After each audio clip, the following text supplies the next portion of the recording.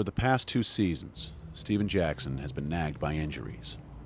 This summer he had one goal: get into the best shape of his career. 2, 1, 2, 1 more. A standing challenge between Jackson and his trainer Stefan Queso will tell just how far he's come.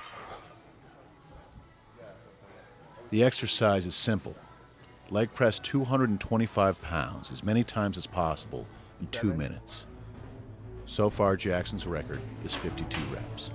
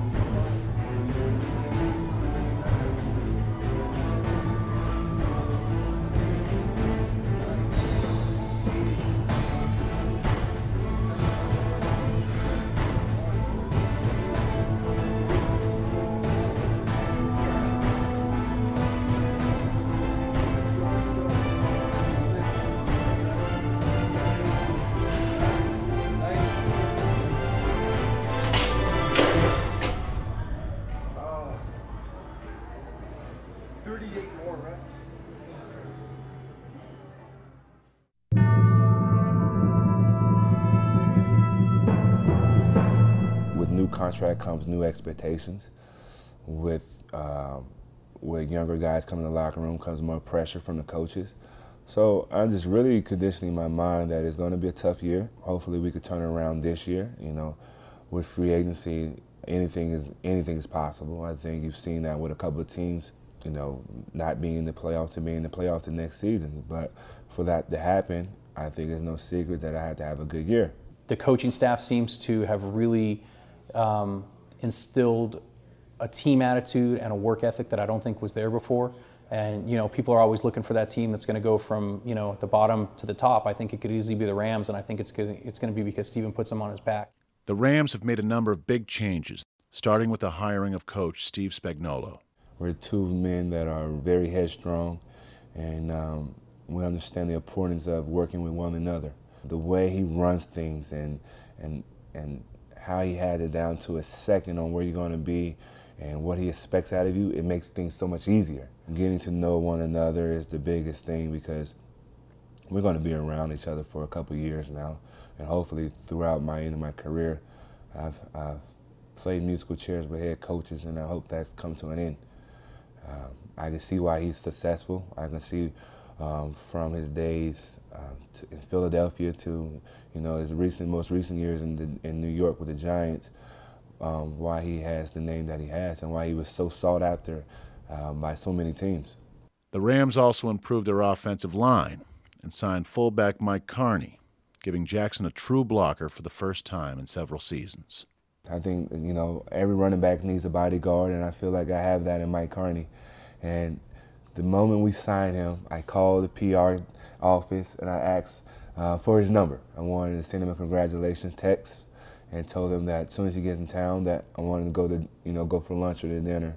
It's been a rough couple of years, and now we're going into the mark of a new era, and this is a great way to start it with a new center, a new tackle, and a new fullback.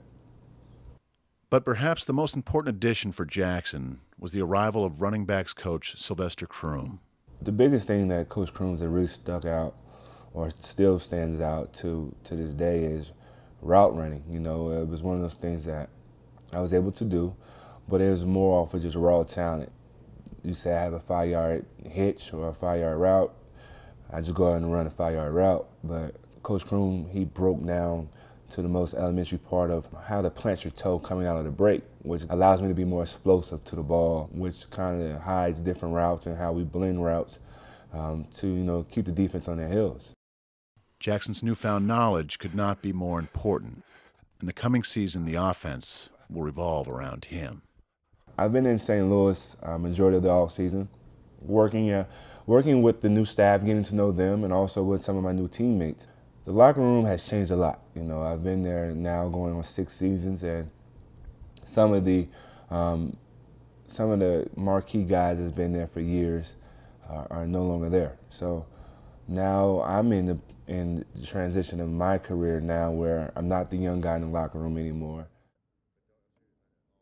For Steven Jackson, the offseason began with many questions. Could he return to Pro Bowl form? Would he start to really leave his stamp on the history of the league? The answers are about to be revealed. But what I think is more important about him is it's his explosiveness. So when he's running on cutbacks, I think he can get away from his break pretty quickly. Explosiveness for a running back is what I think is most important. It's way more so than just linear maximum speed. Working against inertia in the weight room will translate in a lot more power from a cutback. I've worked with a lot of offensive linemen, and he's not that far behind in terms of strength and power. Compared to all the other running backs I've had a chance to work with, he's definitely a notch above. He's a big guy too. I mean, he's probably like the second biggest tailback in the league. So, and he's fast. So I mean, great athlete. I think that when Steven Jackson's healthy and he has a decent supporting cast around him, he's by far the best running back in the NFL, and I have no problem saying that, you know, and I don't apologize to Adrian Peterson or Reggie Bush or LaDainian Thomas or anyone else, and I think he's going to show that this year. The pressure to win, the pressure to kind of take my game to the next level is high. I haven't been to the playoffs since my rookie year, and I wasn't a starter. So I feel like my success in the league is minimum. If I want to leave a legacy behind, I need to do it now.